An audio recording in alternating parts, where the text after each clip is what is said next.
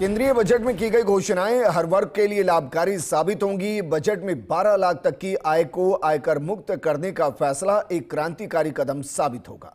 केंद्रीय बजट को लेकर देश के प्रमुख व्यापारिक और औद्योगिक संगठन एसोचैम की राजस्थान इकाई की तरफ से आयोजित बजट परिचर्चा में अलग अलग संगठनों के प्रतिनिधियों ने ये विचार रखे। ये रिपोर्ट देखिए। केंद्रीय बजट की उद्यमियों ने सराहना की है। बजट परिचर्चा में एसोचैम की इकाइयों के अध्यक्ष और संयोजकों के अलावा कई औद्योगिक और व्यावसायिक संगठनों के प्रतिनिधियों ने ये विचार रखे। बजट परिचर्चा को संबोधित करते हुए विशेषज्ञों का कहना है कि केंद्रीय बजट कृषि, निवेश, एमएसएमई, निर्यात, रोजगार, महिला और युवाओं पर पूरी तरह से केंद्रित है। बजट में किए गए प्रावधानों में इस बात का विशेष ध्यान रखा गया है कि समाज का कोई भी वर्ग विकास की दृष्टि से वंचित नहीं रह जाए। सरकार अगले 25 साल के अमृतकाल को लेकर अपना पूरा फोकस कर रही है। केंद्र सरकार ने भारत को विकसित देशों की श्रेणी में खड़ा करने का लक्ष्य सामने रखकर बजट घोषणाएं की हैं।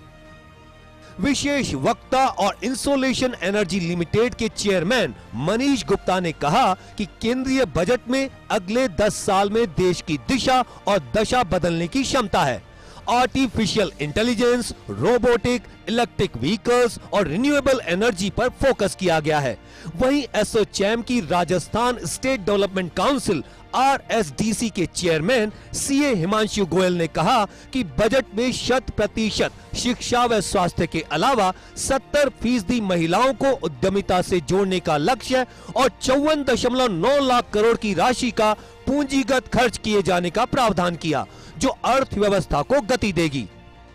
एक क्लियर गोल के साथ जो बजट बनाया गया है विकसित भारत का, ये पूरे देश के लिए, पूरे इंडस्ट्री के लिए, और मैं कहूँगा कि आज 140 करोड़ की आबादी को सोच के ये एक आम जनता के लिए बजट बनाया गया है। बजट में आप देखेंगे जो पैरामीटर्स रखे हैं कि हमको किन चीज़ों को आगे लेके जाना है। आज यूथ पे ध्यान देना है, हमारे अन्नदाता पे ध्यान देना है, नारी पे ध्यान देना है, गरीबों पे ध्यान देना है, और कैसे ध्यान देना है कि टैक्स रिफॉर्म्स लेकर आएंगे, MSME को आगे बढ़ाएंगे, इंडस्ट्रीज को बढ़ाएंगे। एसोचैम की बजट संगोष्ठी को मुख्य अतिथि के रूप में संबोधित करते हुए CGST जयपुर आयुक्तालय के प्रधान मुख्य आयुक्त महेंद्र रंगा ने कहा कि आयकर छूट का दायरा बढ़ाने का लाभ केवल 12 लाख की आय वाले वर्ग तक ही सीमित नहीं रहेगा, ये हर आयकर दाता के हितों को प्रभावित करेगा। अप्रत्यक्ष करों के प्रबंधन के लिए सामूहिक प्रयास हो रहे हैं। साथ ही GST चोरी रोकने के लिए कहा कि इनवॉइस मैनेजमेंट, ट्रैक और ट्रेस मैनेजमेंट सिस्टम से करदाताओं को बड़ी राहत मिलेगी। ये एक नया सिस्टम है जो GST डिपार्टमेंट लाया है।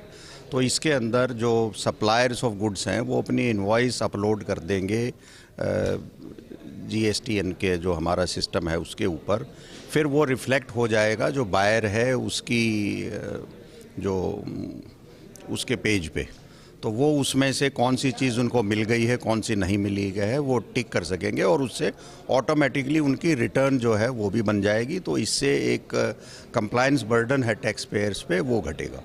केंद्रीय बजट में बैंकिंग सेवाओं से जुड़े विशेषज्ञों का मानना है कि उद्यमिता के लिए सरकार ने बैंकिंग सिस्टम को सुदृढ़ करने के अलावा ऋण की सीमाओं में भी बढ़ोतरी करने की घोषणा की है, जिससे स्टार्टअप के जरिए युवाओं को बड़ा संबल मिलेगा। वहीं किसान क्रेडिट कार्ड की सीमा में वृद्धि से कृषकों का एक बड़ा वर्ग भी लाभान्वित होगा। PM Svanidhi, UPI linked credit card, PM Jan Arogya Yojana के तहत ई-श्रम पोर्टल और स्वास्थ्य देखभाल में पंजीकरण, विकास केंद्र के रूप में शहरों को 1 लाख करोड़ की शहरी चुनौती निधि, विभिन्न कानूनों में 100 से ज्यादा प्रावधानों को गैर अपराधीकरण रूप दिए जाने से संबंधित आदि ऐसी अनेक घोषणाएं हैं जो देश की आर्थिक उन्नति को पंख लगाएंगी। सेंट्रल बजट को लेकर के PhD चैम्बर की ओर से आज एक सेमिनार का आयोजन किया गया था। इस सेमिनार की खास बात ये रही थी कि बजट की जो अच्छाइयाँ थी उनके ऊपर डिटेल में डिस्कशंस किया गया। उम्मीद ये की जा रही है कि बजट में जो प्रावधान किए गए हैं उन प्रावधानों के आधार पर इंडस्ट्रीज़ को, स्पेशली MSME को काफ़ी राहत मिलेगी और भारत की GDP ग्रोथ जो इस समय 6.4% के आसपास चल रही है, इसमें और नया बूस्टअप होगा।